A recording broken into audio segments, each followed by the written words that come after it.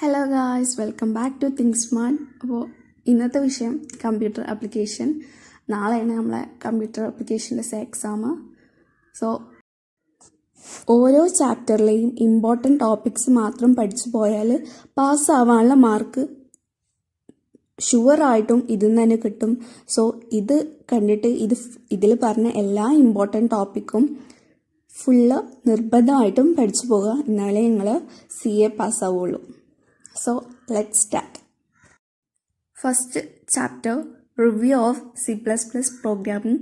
ഫസ്റ്റത്തെ ടോക്കന് പിന്നെ data type modifiers എപ്പോഴും ഇമ്പോർട്ടൻ്റ് ആയിട്ട് ചോദിക്കുന്നതാണ്, അത് നിർബന്ധമായിട്ട് പഠിക്കണം. പിന്നെ statements, structure of C++ program അതും ഇമ്പോർട്ടൻ്റ് ആണ്. പിന്നെ components of a looping statement, പിന്നെ ജമ്പ് സ്റ്റേറ്റ്മെൻറ്റ്.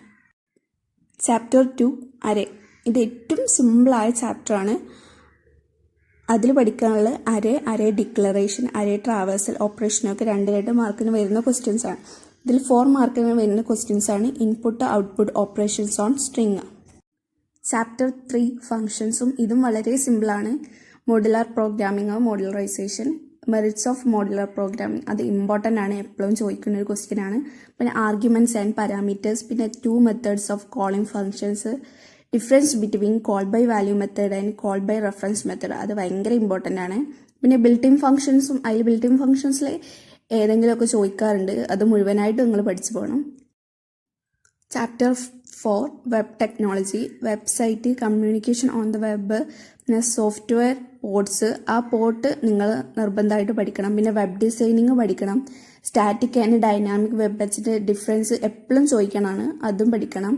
പിന്നെ script, difference between client side and server side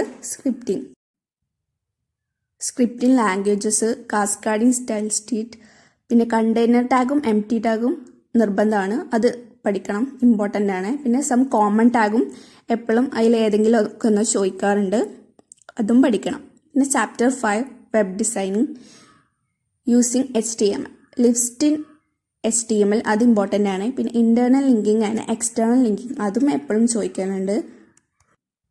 പിന്നെ creating tables in web page, cell സ്പേസിങ്ങും സെൽ പാഡിങ്ങും അത് ചോദിക്കാറുള്ള ക്വസ്റ്റ്യൻ ആണ്, 1 മാർക്കിനൊക്കെ ചോദിക്കലുണ്ട്. പിന്നെ ഇൻപുട്ട് ടാഗും ഫോം ടാഗും. 6th chapter client side scripting using JavaScript, data types ഏതൊക്കെയെന്ന് പഠിക്കണം. ബിൽറ്റ് ഇൻ ഫങ്ഷൻസ് മുഴുവനായിട്ടും പഠിക്കണം. Way to add script to a web page അത് ഇമ്പോർട്ടൻ്റ് ആണ്, എപ്പോഴും ചോദിക്കാനാണ്. ആകെ 3 ways ആണ് അത് പഠിക്കണം. പിന്നെ ചാപ്റ്റർ 7 വെബ് ഹോസ്റ്റിംഗ് എന്താണെന്ന് പഠിക്കണം. ടൈപ്പ് ഓഫ് വെബ് ഹോസ്റ്റിംഗ് അത് എപ്പോഴും ചോദിക്കണ ഒരു ക്വസ്റ്റ്യൻ ആണ്. പിന്നെ FTP client software, free hosting എന്താ പഠിക്കണം. CMS, കണ്ടന്റ് മാനേജ്മെൻറ്റ് സിസ്റ്റം, പിന്നെ റെസ്പോൺസീവ് വെബ് ഡിസൈൻ അതും എപ്പോഴും ചോദിക്കണ ഒരു 3-4 മാർക്കിൻ്റെ ഒരു ക്വസ്റ്റ്യൻ ആണ്.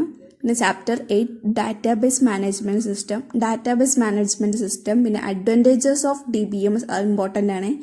പിന്നെ കമ്പോണൻസ്, അബ്സ്ട്രാക്ഷൻ, ഇൻഡിപെൻഡൻസ് ഇമ്പോർട്ടൻ്റ് ആണ്. പിന്നെ relational algebra operations, terminologies, key കുറച്ച് കീകളേ ഉള്ളൂ, അത് പഠിക്കണം, സിമ്പിളാണ് പഠിക്കാൻ. Chapter 9 SQL, structured query language, components of SQL പഠിക്കണം.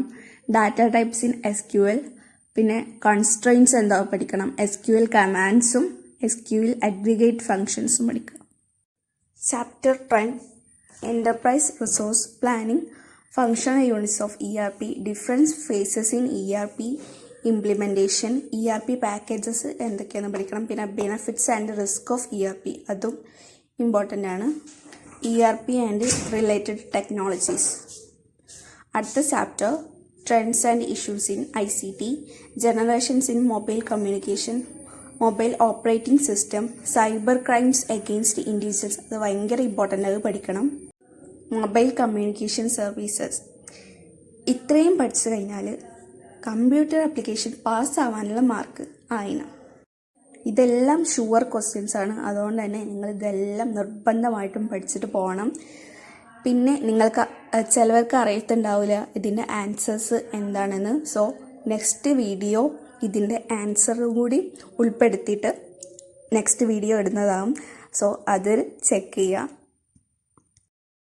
മലയാളത്തിൽ ആയിരിക്കും ആൻസേഴ്സ് ഉണ്ടാവുക. സോ അത് കയറി ചെക്ക് ചെയ്ത് പഠിക്കാൻ ബുദ്ധിമുട്ടുള്ളവർ അത് കയറി പഠിക്കുക. Thank you for watching. Subscribe and share.